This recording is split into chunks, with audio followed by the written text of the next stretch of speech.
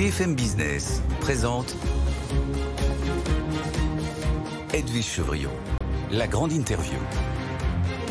Bonsoir à tous, bienvenue dans cette grande interview. Une grande interview où je dirais, pour une fois, on va peut-être parler autre chose que d'industrie, de service, autre chose très sérieux. Et pourtant, c'est vraiment un secteur qui cartonne. Bonsoir Angelo Gopé. Bonsoir Edwige. Merci d'être avec nous. Vous êtes le patron de Live Nation France.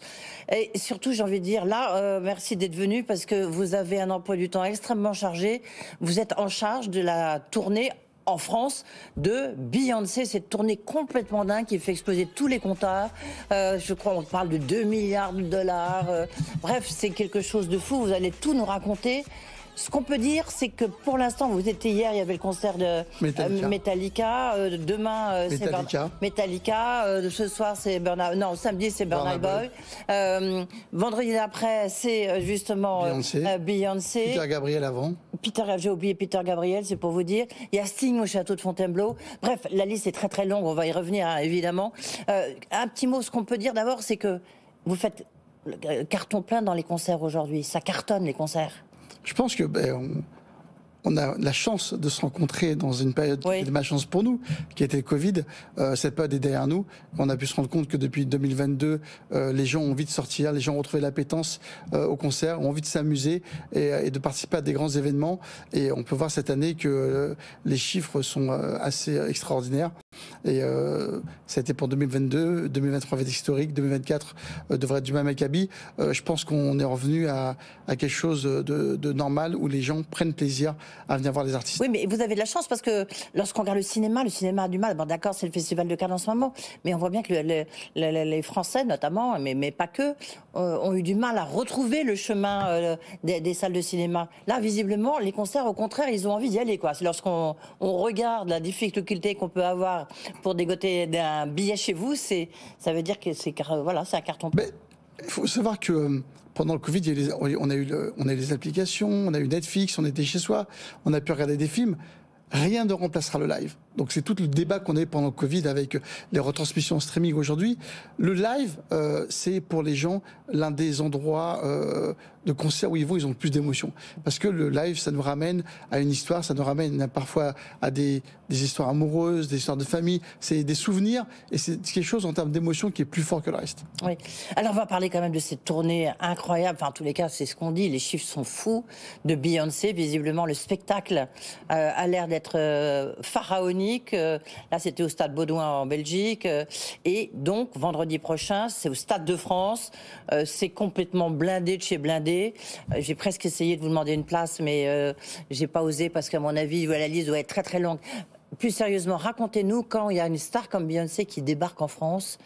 Pour vous, c'est quoi? Je veux dire, il y a combien de personnes qui débarquent? Expliquez-nous un peu les coulisses de la venue de Beyoncé au Stade de France. Aujourd'hui, c'est la plus grande artiste au monde. Il n'y a pas plus haut. On dit au-dessus de Beyoncé, il y a le soleil.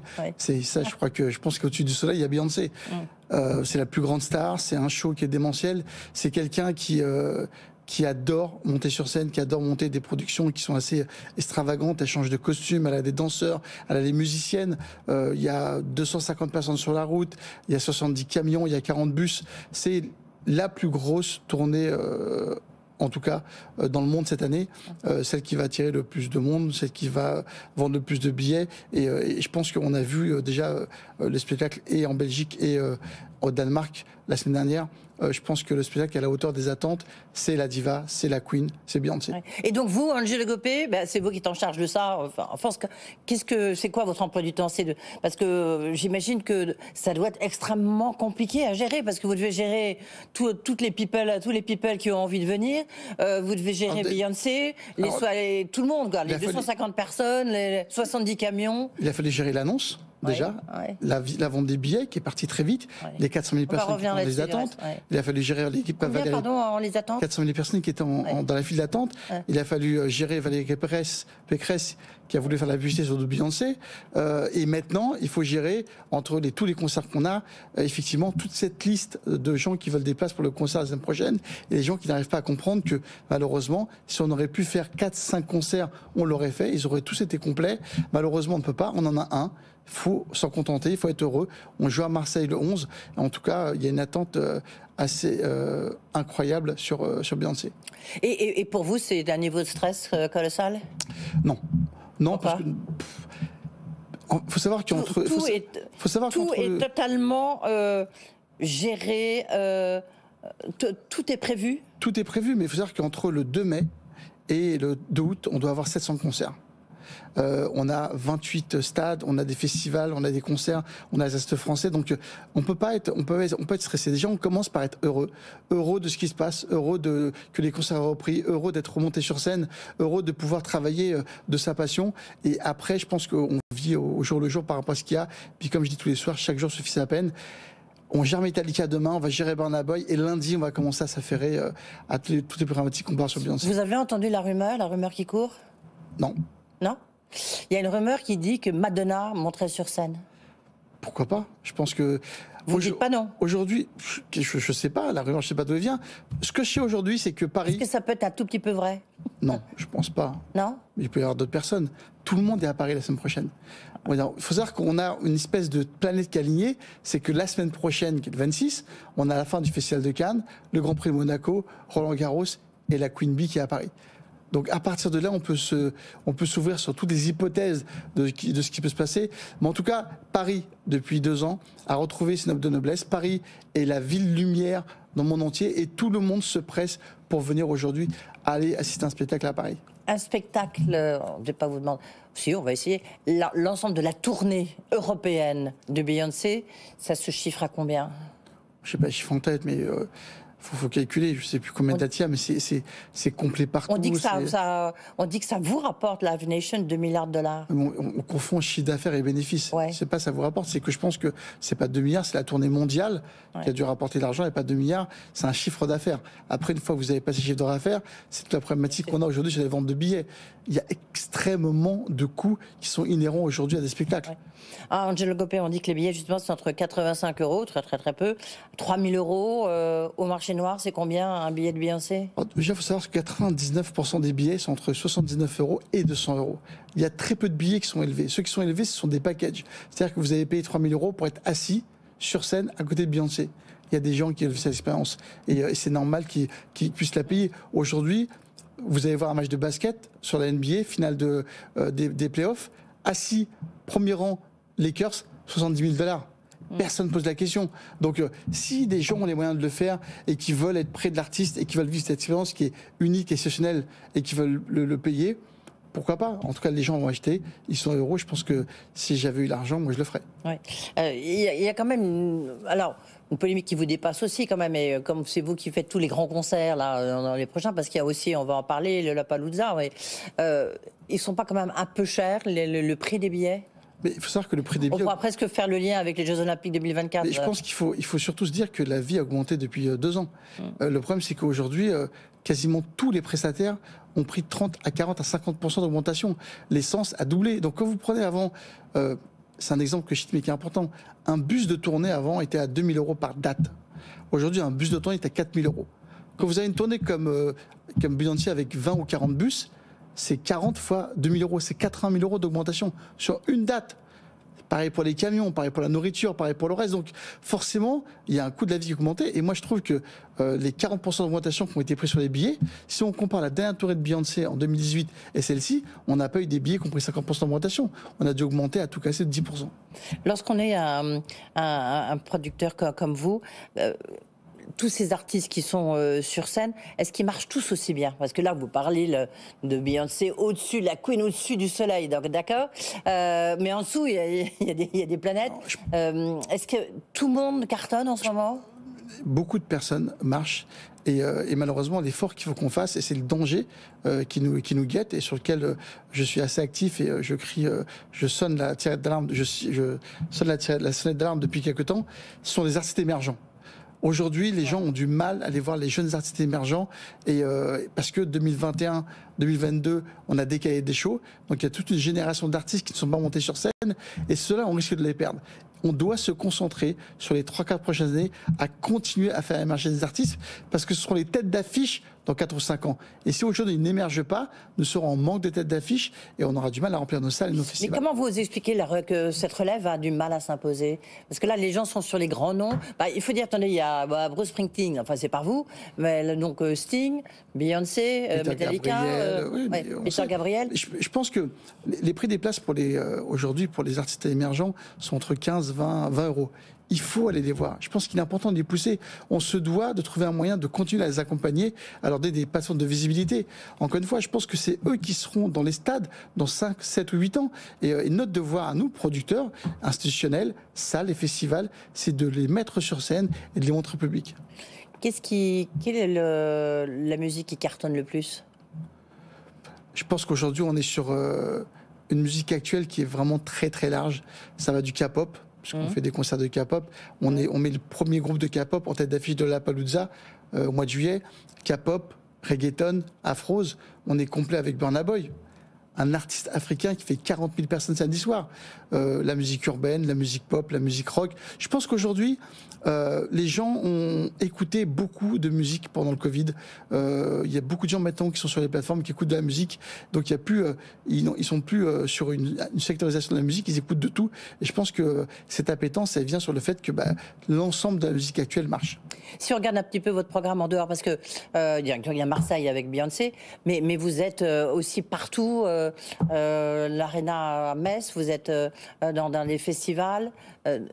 L'amphithéâtre de Nancy, partout. Pardon ? L'amphithéâtre de Nancy, le stade de Lyon, le stade de Bordeaux, le stade de Nice. On est présent partout parce que, plusieurs fois on l'a dit on a besoin d'aller dans les territoires. On doit aujourd'hui se dire que les territoires, on doit aussi les développer. Et les développements économiques qu'on met dans les territoires, c'est un développement économique direct avec des retombées directes sur l'emploi, sur l'environnement, sur les hôpitaux, sur l'éducation. Et je pense que si on peut aller le faire, on se doit le faire. Tiens, j'avais failli oublier, Angelo Gopé. Vous avez organisé ce concert qui a fait couler pas mal d'encre, parce qu'il y avait des ministres qui se dandinaient en pleine crise de la réforme des retraites. C'est le fameux concert de Jay-Z à la Fondation Louis Vuitton. Dans ces cas-là, qu'est-ce qui vous demande? Vous faites quoi, vous, Live Nation? Oui, il faut savoir que comme le concert de Sting au Château de Chambord l'année dernière, notre rôle à nous, c'est d'accompagner les marques. C'est-à-dire, c'est d'organiser des événements pour eux, de leur apporter des artistes, d'apporter nos compétences et notre connaissance. Donc, qui mieux que nous, aujourd'hui, pour accompagner des marques et leur dire quel artiste, comment organiser, quel budget, dans quel cadre. Et là, on a travaillé en collaboration avec LVMH qui a organisé cet événement. Et ça s'est passé comme on fait aussi des défilés de mode aujourd'hui, ou comme on fait des choses pour la BPI qu'on a fait aussi dernièrement. Et je pense que notre métier aujourd'hui est beaucoup plus large et beaucoup plus diversifié qu'avant. Ouais. Le cachet de Jay-Z, c'est quoi, là, pour la Fondation Louis Vuitton, c'était quoi? Ça a été un deal entre Louis Vuitton et Jay-Z. C'est encore, est-ce qu'il a pris un cachet ou pas? Je pense qu'ils travaillent ensemble sur plusieurs marques. Jay-Z et Beyoncé a fait la campagne Tiffany il y a 2 ans. Donc, je le connais pas, mais en tout cas, il a fait un concert historique pour cette exposition. On a vu que Beyoncé, qui est vraiment une businesswoman absolument incroyable, là, au concert qu'elle a donné en Belgique, au Stade Baudouin, elle a dit que ça y est, elle se lançait maintenant dans des produits capillaires. Donc, elle a fait évidemment la promo de ces produits. Elle, son cachet, on peut avoir une idée, grosso modo, de qu'est-ce que ça lui rapporte à elle, ou c'est totalement confidentiel? Non, c'est pas confidentiel. C'est que ce que je disais, c'est aujourd'hui, il faut savoir que des artistes comme Beyoncé sont des entrepreneurs. C'est-à-dire que si vous dites qu'elle a un cachet, quand elle touche un cachet, elle doit d'ailleurs payer toute son équipe. Ses camions, ses bus, son chef, sa sécurité, ses roads, ses répétitions, ses robes, ses vêtements, tout ce qu'elle a, elle paye. Donc après, il va lui rester à elle quelque chose, mais il y a beaucoup de dépenses aujourd'hui. Donc on dit que les artistes gagnent beaucoup, mais c'est une marge brute, pas une marge nette. Donc Live Nation, donc au niveau mondial, hein, vous êtes un des plus grands tourneurs qui soit. Le plus grand, le plus grand tourneur, j'ai compris. En France, vous êtes le plus grand tourneur, Live Nation en France. Est-ce que c'est vous qui, par exemple, vous dites, bah là, c'est bien ce que tu fais, mais c'est pas suffisant. Il faut aller ou par exemple, Beyoncé décide de tout, de ses costumes, de son show. C'est elle qui l'imagine et vous avez rien à dire. Non, par exemple, il y a 1 an, j'ai été voir Usher. Ouais. À Las Vegas. Oui, qui arrive là. Ouais. Choqué. Je lui dis, je pense que ton show, il faut l'amener en France. On doit faire une résidence pour la Fashion Week. Et il m'a dit, mais je suis à Vegas, c'est compliqué. Donc ça fait 1 an que je travaille dessus. On a reconstruit le décor de Vegas, qu'on emmène à la scène musicale au mois de septembre. Et donc, du coup, c'est un investissement qui est colossal parce qu'on construit tout que pour quelques dates. Et donc, le temps de le convaincre, le temps de travailler, le temps de faire les budgets. Et on se dit, voilà, comme je disais tout à l'heure, la ville lumière actuellement au monde, c'est Paris. Et s'il y a un événement à faire dans les États-Unis, c'est à Paris. Donc on a travaillé dessus pendant 9 mois, on a annoncé il y a 1 mois et on est complet sur les 4 séances. Il y a votre grand show annuel que vous aimez beaucoup, le Lollapalooza, qui est quand même toujours un truc de folie. À la Tour Eiffel, toujours C'est à Longchamp. C'est à Longchamp, avec la Tour Eiffel. Voilà, on a Tour Eiffel. Ouais. On a encore on est quasiment complet. Donc Kendrick Lamar, Rosalia, Stray Kids qui passe pour la première fois en France dans un concert qui fait 1h30 et qui est la première tête d'affiche K-pop. On a Lil Nas X, on a Niall Horan des One Direction, on a Kaigo qui joue, on a Damso, on a Niska, Aya Nakamura. Enfin, encore une fois, on a fait à l'image de Scale of Nation une affiche qui est éclectique avec tout type de musique, avec un espace qui est la pairie où il y a que de la musique électronique, une scène hip-hop qui est dédiée aux musiques hip-hop avec des jeunes artistes et la scène principale qui va se terminer le samedi soir par un show extraordinaire de Kaigo. J'imagine, comme pour le Stade de France, il y a des problèmes de sécurité gigantesques parce que au Stade de France, il y aura tous les people de la planète et puis surtout, il y aura des milliers de gens. Comment vous organisez ça? Parce que on travaille en collaboration avec la préfecture de police. On l'a fait par exemple là sur Metallica hier. La ligne du RERB était fermée, donc ça fait 3 mois qu'on travaille avec la préfecture de police. On a mis en place du personnel qui a accompagné les gens jusqu'à une 12, parce que par exemple il y a une 12 qui existe au Stade de France, on n'y va pas, donc ça fait 3 mois et donc ça s'est résorbé facilement. Les gens sont sortis, il y a pas eu beaucoup de queue dehors. Et le Lollapalooza, c'est pareil, on travaille avec eux, on a 600 personnes de sécurité privée qui restent sur la Lollapalooza, plus les gens de la préfecture. Mais je pense qu'encore une fois, c'est des choses qui ne s'inventent pas. C'est des choses qu'on travaille très en amont avec les autorités. Et en tout cas, la sécurité et la sûreté sont des domaines qui sont très importants pour nous.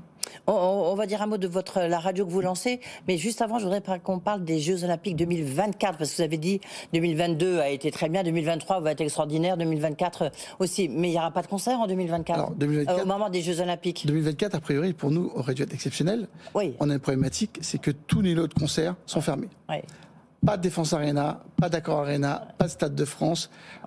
Et donc, du coup, on ne va pas travailler pendant 4 mois. Donc, aujourd'hui, tout le monde fait la fête, tout le monde profite des Jeux Olympiques, mais alors qu'on se pose la question, qui va payer?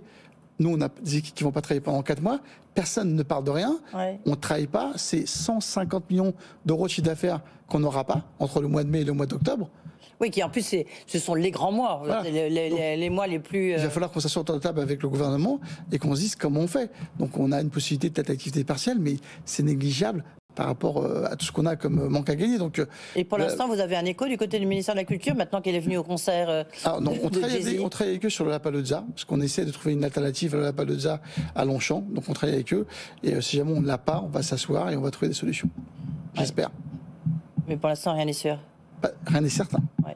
Mais il y aura des concerts. Et comment ça se passe vis-à-vis des artistes que vous aviez déjà bookés pour juin, juillet 2024? Qu'est-ce que vous faites? Vous annulez? Non, il y a un report? Il y a quoi? Ce qui se passe, c'est qu'on essaie de faire au maximum, par exemple, à l'Accor Arena, qui ne fermera que fin juin. Donc ils ont réussi à négocier avec les JO au départ et de fermer début juin. Donc on a gagné 1 mois.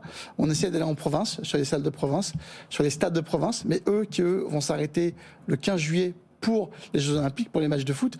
Donc on va essayer de faire rentrer 4 mois en 1 mois et demi, 2 mois. Je pense que ça va être difficile. En tout cas, on y travaille et comme d'habitude, on est toujours positif, on y croit. Angelo Copé, vous lancez le 22 mai, donc incessamment sous peu. Ça tombe bien, c'est juste avant le concert de Beyoncé. Votre propre radio, pourquoi? Il y a énormément de radios musicales. Pourquoi vous lancez votre propre radio? C'est pour... Aujourd'hui, je l'ai dit, on a plusieurs problèmes. C'est que on a besoin de musique actuelle. La musique actuelle, quand on écoute la radio, elles sont toutes un peu thématiques. Il n'y a pas de radio où on passe de K-pop, il n'y a pas de radio où on passe d'afrose, il n'y a pas de radio où on va dédier une émission à l'émergence pendant 2 heures. Nous, il y a une émission, par exemple, pendant 2 heures, ce sera que des artistes émergents français. Le dimanche matin, ça va être du gospel, parce que c'est important d'avoir du gospel pour relever un peu nos âmes. Et on a besoin aujourd'hui d'avoir une radio qui puisse ressembler à ce qu'est la musique aujourd'hui. On a parlé d'une musique qui est très large Il y a très peu de radios qui sont très larges. Et aujourd'hui, on a besoin de l'alimenter, on a besoin de mettre des thématiques parce que, par exemple, le reggaeton, Bad Bunny, qui est un des plus gros stars américains, est très peu joué en France. Et c'est pas normal. La K-pop n'est pas jouée. Donc, on a une émission dédiée à la K-pop, exclusivement pendant 2 heures. Donc voilà, c'était important aujourd'hui d'avoir encore une fois une plateforme pour nos artistes de diffusion pour que les gens puissent les écouter. Mais justement, elle sera diffusée comment? Où? Elle sera diffusée sur Paris, région parisienne en DAB. Donc, c'est-à-dire dans votre voiture, votre appareil Live Nation, vous aurez elle. Il y a une application Live Nation qui va être mise en ligne lundi matin à partir de 8h. Et donc, de chez vous, n'importe où en France et dans le monde, vous pourrez écouter Live Nation Radio. Gratuit? Gratuit. Ouais. Là, vous allez faire concurrence à d'autres non, parce que je pense applications. Peut-être, mais l'idée c'était vraiment d'apporter... C'est de promouvoir vos propres artistes et notamment la relève, parce que c'est quelque chose à laquelle vous tenez beaucoup, Angelo. C'est primordial. S'il n'y a pas aujourd'hui d'émergence dans la musique, il n'y aura pas de star. L'émergence, les artistes, on le dit toujours, c'est le cœur de notre business. Pas d'artistes, pas de salles, pas de producteurs, pas de festivals. Ouais. Et pas de disques. Pour l'instant, puis en plus les tournées, c'est là où vraiment les artistes gagnent de l'argent. Hein. On a bien vu pendant la Covid, ce qui a été très difficile, c'est que ils vendent des disques, mais enfin de moins en moins, on vient à Deezer ou Spotify. Mais c'est les tournées qui les font vivre pour beaucoup. Comme il y a un vrai rebond du disque depuis 3-4 ans, on a vu que c'est une croissance en à 2 chiffres grâce au streaming et au vinyle, qui se vend plus aujourd'hui que les CD.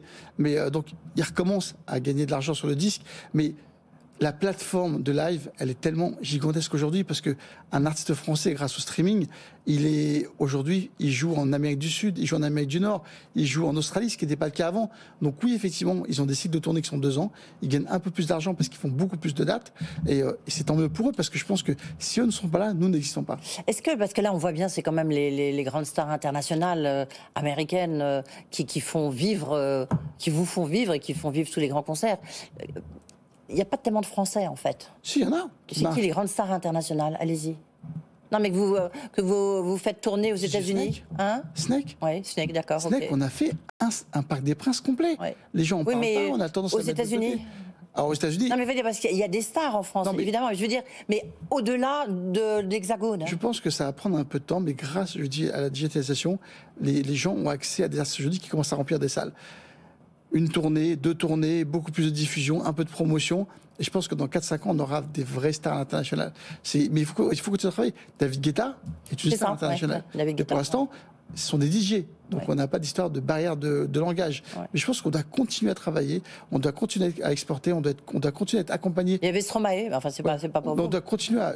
La problématique qu'on a aujourd'hui, par exemple, c'est que on a du mal à exporter nos artistes parce que on coûte plus cher que n'importe quel artiste étranger. C'est-à-dire qu'un festival aujourd'hui, s'il doit choisir entre un artiste américain et français, il va prendre un américain, pas parce qu'il est mieux, parce qu'il coûte moins cher. Donc on a un problème de fiscalité qu'on essaie de résoudre avec le gouvernement, avec le ministère de la Culture et le CNM. Et je pense qu'une fois qu'on va le résoudre, on sera beaucoup plus performant. On sera, je pense, dans 3-4 ans, beaucoup plus haut qu'on est aujourd'hui. Merci beaucoup, Angelo Gopé, d'avoir pris le temps, dans votre emploi du temps plus que chargé en ce moment, de passer par les studios de BFM Business. C'est toujours un plaisir. Faire un petit peu rêver de tous ces grands concerts, ces beaux concerts. Vous avez de la chance. C'est sympa, hein, quand même, comme job. Merci beaucoup, Angelo Gopé. Live Nation France. Et donc, vous aurez l'application lundi matin. Voilà.